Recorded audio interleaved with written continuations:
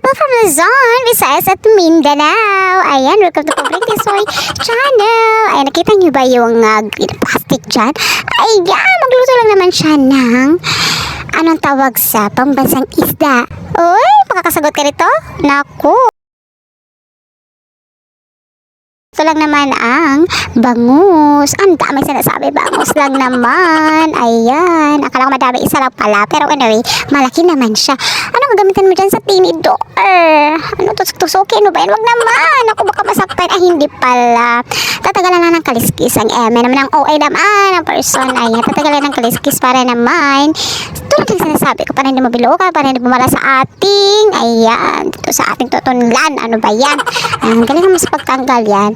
Sa pagkakalam ko, ito nga bangus, ay naku, ang kapal ng kaliskis. Ayan, mag-ingat kayo dito sa bangus kasi nga, napakamura din naman ang mga ano dito, ang mga kakaunting mga buto. Naku, basta bangus, ganyan talaga.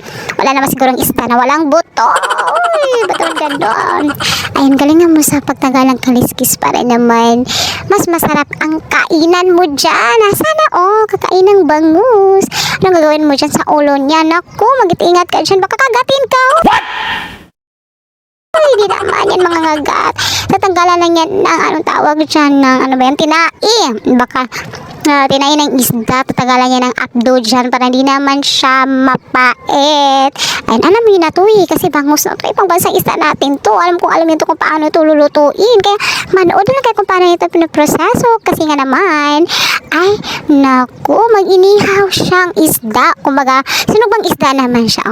Medyo tsara na nga tatawagin natin inihaw na isda. Ayan, tatanggalan lang po niya dyan sa loob. Ayan, kasi mailalagay isa dyan. Alam ko ano kailalagay mo dyan, siguro din mong masarap na parang napakasarap talaga. Parang ikaw, hindi naman, bakit naman gano'n? Naging isda ka pa tuloy. Uy, joke lang. Ayan, galingan mo dyan sa pagtanggal, pobreng tisoy. Ayan, ito pala ang magtanggal ng tinai sa isda. Ayan, ito talaga yung pinaka-challenging sa akin kasi nga, hindi ako masyado nga nagtatagal ng tinai sa isda. Kasi mga ate ako, kalaman man rich kid, hindi ganon. Ayan naman. Uy, ba't ang tagal mo dyan? Isa lang naman ang hinugasan mong isda. Bakit napakatagal mo dyan? Kala mo kung gano'ng kadami. Ayan, may tagtaran na syempre. May mga sangkap siya. Nakalaman mo kung anong tagtaran niya. Hindi, mga sangkap lang yan. Ayan, may garlic powder, may kamatis at sal, onion, dahunan, black pepper. Siyempre, kumpleto sa lahat ng magic sarap. O yan, kumpleto na. Kailangan na natin ang gawin. Ayan, gawin mo na dyan. Ikaw na magawa yan. Yan, simula na ang paghiwa ng mga sangkap. Ayan, ka naman napakabilis. Naku, baka masyugatan ka dyan. Ayan, ako, huwag namang OA. Fast forward lang naman yan. Bilisan mo dyan sa paghihiwa ng mga sangkap ng makakain na ang pamilya ng buong barangay. Huy, ba't naman buong barangay? Isang bangus lang yun. Pagsasaluhan ba talaga? Malaki daw yun. Sabi niya malaki daw yun. Uy, alam mo naman, ayan, malapit na siyang matapos dyan sa pag-gutad-gutad ng mga sangkap. Ayan, tingnan nyo na lang kung paano niya ito pinaproseso. Alam nyo ba, na napakasarap daw niyang magluto ng inihaw na bangus. Uy, sana all. Ayan, kasi sino naman pwedeng gumawa nito. Ayan, kahit nasa bahay lang kayo, pwede nyo itong gawin. Napakasimple lang naman. Ayan, pang pobre nga sangkap lang naman. Naku, ewan ko talaga. Pwede kayo masasarapan. Ewan ko talaga, hindi maubos yung bahaw. Di ba ka naman pati kaldero? Kainin nyo na rin. Uy, bakit pati kaldero? Naku, kasali. Ayan, yan na. Tinimpla niya ang lahat. Ayan, minimix niya ang lahat ng mga sangkap. Lagay niya ng mga paminta. Ayan, may black pepper, saka garlic powder. Ayan, dapat may sukat dyan. Huwag basa-basa maglagay. Baka naman, ano magiging lasa niya? Naku, baka naman itapo niya yung buong isda. Sayang naman. Ibigay na lang sa akin. Uy, bakit naman ganun? Ayan, may magic sarap. Hindi talaga nawawala. Ayan, sasangkap na yung magic sarap. Kasi yan napapasarap sa lutuin. Ayun na, yan ang bangus. Sinalabas na niya. Ano kayong gagawin niya dyan? Siyempre, anong gagawin niya? Alangan naman na itapon. Uy, ba't itapon? Ayan. Nagalang naman dyan. O, di ba, sa kaloob-looban. Kaya pala tinanggal yung mga atay. Kasi dyan pala ilagay sa kaloob-looban. Uy, ba't ngayon ko lang ito nalaman? Pasensya na. Kaya na kasing nalalaman ko. Uy, naku, ganun talaga. Ay, Ayan, galingan mo dyan. Sana all magaling magpasyok. Huy, magpasyok. Ayan. Simula na niya. Ilagay lahat. Ayan, sa wakas ubos na. Ayan, ready na. Ready na talaga iihaw yung baboy isda. Yung bangus pala. Ayan, nagtanda na naman siya ng kahoy. Mag-experiment ka naman siya para maluto yung inihaw na bangus na. Huy, bakit na mag-experiment? Ayan, Boy Scout yan.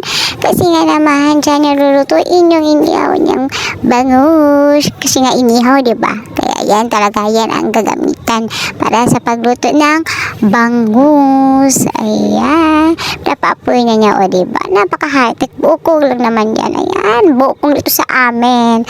Kumbaga, tuyot na buko yan. Ayan, hindi kayo makakarit dito kasi rich kid ka. Uy, ba't naman hindi naman lahat nanood dito ay rich kid. Ako, ito na talaga ang mabisang paraan ni pa. Kahit naman sino pa gumawa nito. Ayan, ako manood na kayo dyan. Maraming reklamo. Ayan, napakadami naman yan. Babaga yan. Ako, akala mo naman kung ano ginagawa niya. Tanay-tanay lang naman siya ng mga buko para naman mapoy-apoy. Ayan, mag-ingat ka lang dyan. Baka mapasok na naman. Huy, bakit na mapasok ang layo nga niya dyan. Ayan, napabaga lang pala niya para naman hindi siya mahirapan sa pag-ihaw ng isda. Ayan, mag-antay pa tayo ng ilang linggo dito bago tayo matapos. Huy, hindi naman. So, ayan, sinulang niya yung maliit na kural. Huy, ba't naman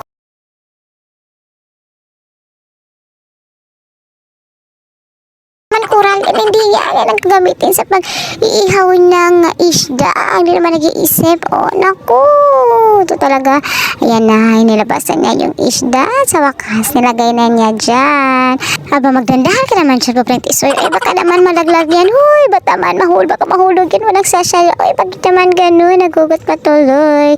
So, ayan na nga. Hindi talaga mawawala yung sausawan. Kaya na magpunta siya sa kanyang bakuran at kumuha ng limonsito.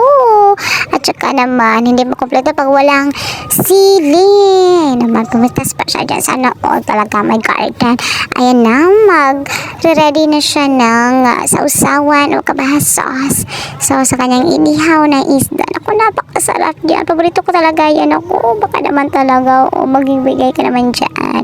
Simulan niya niyang hiwain yung mga ayan, gagamitin sa paggawa ng sausawan. Yan, syempre, na dyan na yung mga onion, saka yung putol kanila, limonsito, at saka sili, pinaghalo-halo lang niya, at may patis, may suka, at kunting asin. Syempre, haluin. Ayun na. Syempre, takam na ako dito. Parang natuturo ng laway ko dito. Wow. Uy, ba't naman ganun? Ayan na, kukunin na niya. Ayan, dumidikit pa talaga, diba? A few moments later. O, ayan, tapos na. Sana all.